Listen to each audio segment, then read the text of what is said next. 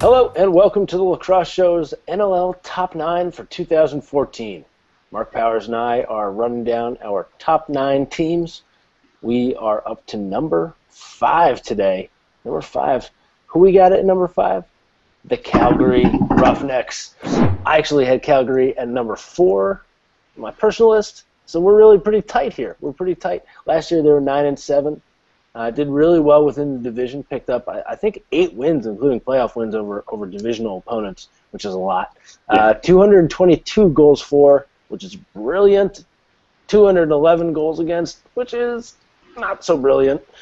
I mean, what do you think about this team? They can clearly score. Okay, they're exciting to watch. I watched them a number of times last year, had a great time. What do you think about their prospects for the season? I like that you bring that up. To me, I think the Calgary Roughnecks last season kind of represented what Bill Simmons loved to call a league pass team. You love watching like an out-of-town team that you don't really see often, but they play an exciting brand of ball, and you just like them. Like, Calgary's not my team by any means, but I love watching them play, and I think they play a nice up-tempo style. You're right, their offense is certainly almost unparalleled out there in the Western Conference. And you touched on it. They won 8 games out there last year. They totally smoked the conference. And that's been the story the past couple of years, but they haven't been able to turn that into anything in the playoffs, and that's been the problem. I think they need to get over that hump.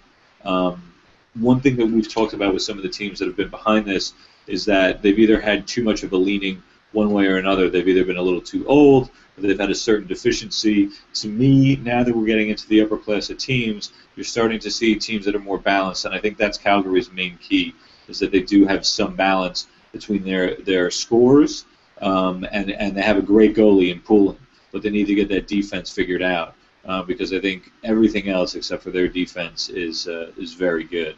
What do you think? Well, I like Curtis Manning, Carson Lang, Dane Doby, all those guys. I mean, Daryl Veltman. I think that they have a lot of talent there. Obviously they do. I don't think that's in question. I actually had them going a lot further last year, and I'm still thinking back to last year. I thought that they were a real contender. Yeah, no, agreed. I was like, boom. They're going to take off, and they never did. And I was just a little surprised by that, because they seemed to play team lacrosse, and then they just give up a couple runs of goals, which I always found shocking. It was really hard for me to kind of nail down Calgary, and I felt like I saw them play a couple times. I mean, I'm looking at you here for inspiration. I think, again, they're going to be good, but I can't put my finger on why. I think they're going to be that league pass team again. I totally agree. I had an amazing feeling about them last year. Watching them play, just watching the tape, they were always in command of games. Jeff Snyder, a tremendous weapon at the X. We talked about his brother yesterday when talking about the trade out there to Colorado. I think he's going to be a huge deal there. But Jeff Snyder reigns supreme. He kills it at the face-off X. And then you're feeding the ball up to, the MVP of the league last year in Sean Evans. Can't forget about him. You got Jeff Schattler doing his thing. Daryl Veltman, we talked about. Dane Doby, another scorer. I mean, they really have some nice pieces up there, but I don't see the same. They don't have that same shutdown defender that a lot of the other teams in their conference do.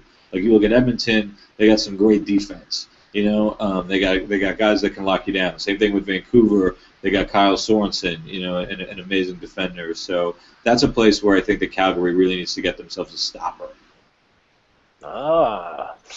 It's amazing. How tough is it to find, that rock wall goalie in the NLL? People who don't know the sport like to say, it can't be that hard to be an NLL goalie. You got all these pads on. It's a 4x4 goal. But I mean, to really be an elite guy that your team can kind of, Oh, I'm sorry. I'm saying it's hard. Yeah. No, totally. My bad. I mean, like a shutdown defender. I like their goalie. I think.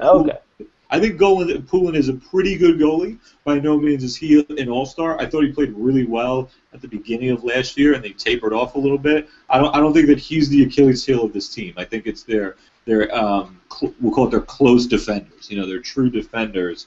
Just aren't able to play that defense. You talked about it. They scored 21 goals. That's certainly some of the higher goals scored total that we've talked about in the team so far, but yet they've given up 211, arguably one of the higher amounts that we've seen given up so far too. So you see what they're about. That's what we were alluding to, being that league pass, offensive-oriented squad, and I really like that. The potential's there, but you got to come with some defense. Defense wins championships. So we'll see. Hopefully they get that this year. Yeah, I mean, I think it's a major question.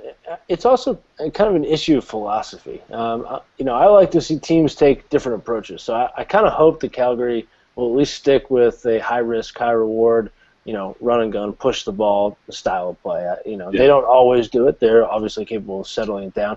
But I'd like to see that. I mean, I think that's exciting. And I think a team could really sweep through if that's what they practice and always have that in For sure. pocket. Being exciting like that is great, and the player that I think that really embodies that is Curtis Dixon, and I'm embarrassed that we haven't talked about him enough yet. A really dynamic presence, coming up as a Canadian scorer. He's taking a little time off after Delaware didn't necessarily explode on the scene like a Kevin Crowley type, but he's always been a really consistent player. But I think this is a breakout year for him. I think he's really going to show through. Awesome. Well, they're going to have a chance to justify that in a measly 5 days. Not a bad deal. Tomorrow we'll be back with the number 4 team. And again, it's a crazy pick. If I could show it to you right now, I would. You would be amazed. You'd be amazed.